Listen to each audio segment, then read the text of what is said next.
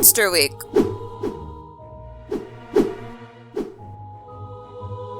Zaratan, the Living Islands. The Zaratan are gigantic sea turtles found in literature and folklore all over the world. The size of these leviathans are so gargantuan that they are often mistaken for islands by unsuspecting sailors looking to settle down and gather supplies after a long trip at sea. They are also depicted to be similarly sized octopuses, crabs, or whales, with the latter being described in the Tale of Sinbad the Sailor. Due to the size of these creatures, soil, dust, and debris accumulate on top of the turtles' shells, creating the perfect ecosystem to form a small tropical island. From the medieval, Middle Eastern, and Native American, many cultures tell of a creature similar to the Zaratan. It is even suspected to be a possible settlement for Atlantis, with the city submerging to the depths along with the creature.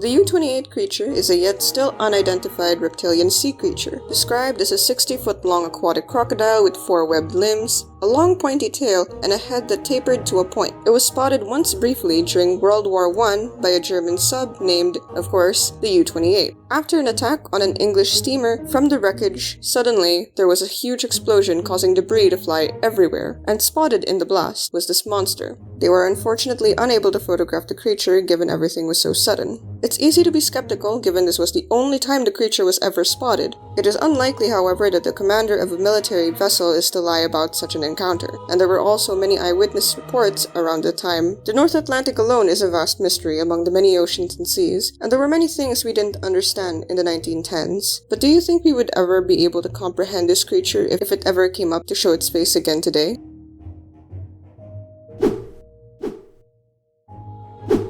The Naga is a serpent-like creature found in many cultures and myths in Asia. They are described as either a giant snake that have the ability to turn into humans, or half-human, half-serpent creatures. An example of such myth is the Naka Cave from Thailand. According to legend, a human prince and a Naka princess fell in love. However, it was forbidden, and when they were found out, a war erupted. The couple fled to a nearby cave where they met their end in each other's arms, from fatigue and starvation. Thus, the locals called it Naka Cave, after the princess. In fact, in 2020, it was discovered that the cave walls and linings resemble snakeskin that stretched out to around 2 miles. Within it were paintings and depictions of the prince and the princess. The mysterious part about it is at the very end, there appeared to be a realistic carving of a snake head. Could this just be a cave worked on by a very talented artist? Or is it actually a giant petrified snake creature?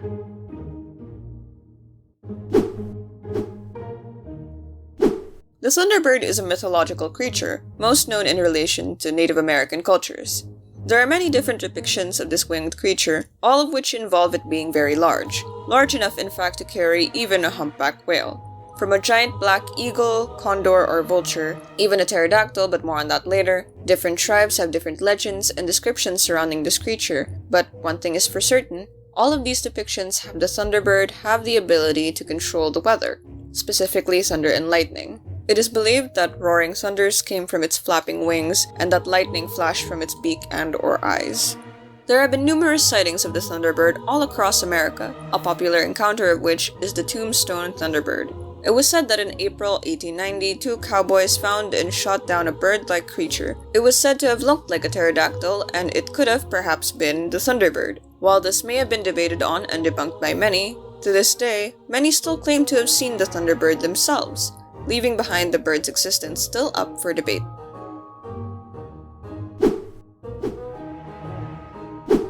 The Tambanokano is a large crab-looking beast from eastern Mindanao and is one of the many moon-eating creatures of Philippine folklore. It is the second child of the sun and the moon, the first child of which was a large star who was like a man. It was also said that he inherited his father's, the sun's, temper and was often angry at his mother. According to legend, when we experience high tide, it means the creature is in this large hole under the ocean, resting. But when it is low tide, it means that the creature has surfaced. It is said to be so powerful that thunder erupts when it snaps its claws, and lightning is said to emit when it opens its eyes. Large bodies of water gets displaced around the area when it moves. It is also said to be so big that it can reach out and devour his own mother, the moon. The only way to prevent this is by scaring it away by banging gongs and shouting at it. Could this giant crab creature just be folklore? What would you do if you saw this colossal shellfish eclipse the moon?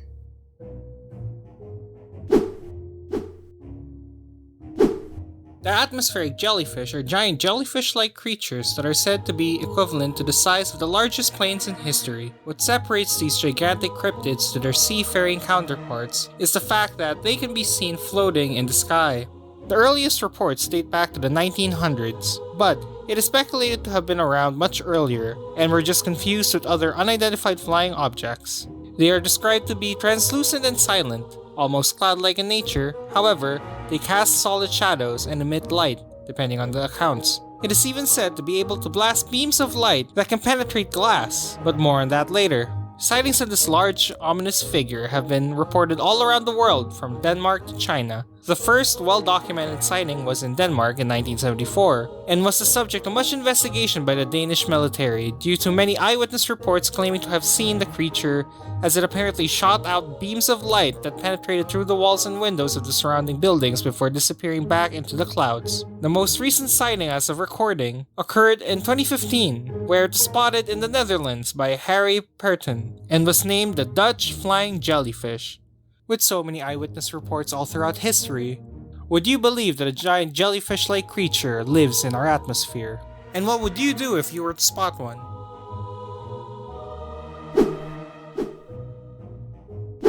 The Gashadokuro is a spirit or yokai that appears as a large skeleton, about 15 times the size of an average person. It is supposedly made up of the bones of people who died in battle or of starvation and were not given a proper burial or funeral rites. As a result, they become angry and even vengeful.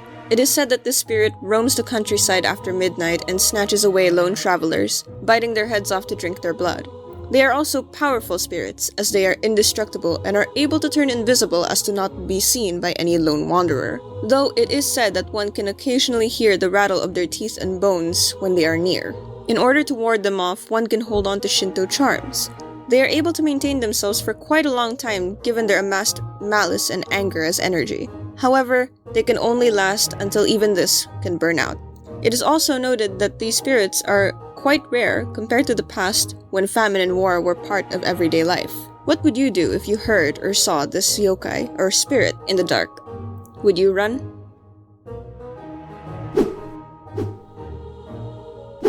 The Bakunawa is a fairly known moon-eating serpent-like dragon from the Philippines.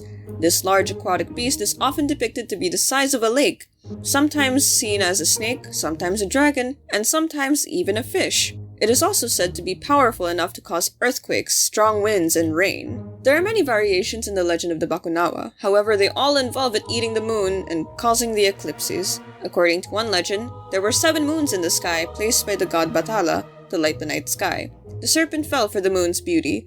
In fact, it was so amazed that from its own greed, he rose from the ocean and swallowed many of them whole, angering the god Bathala. In order to prevent the last moon from being swallowed, the people would have to scare the serpent with loud noises, banging pots and pans.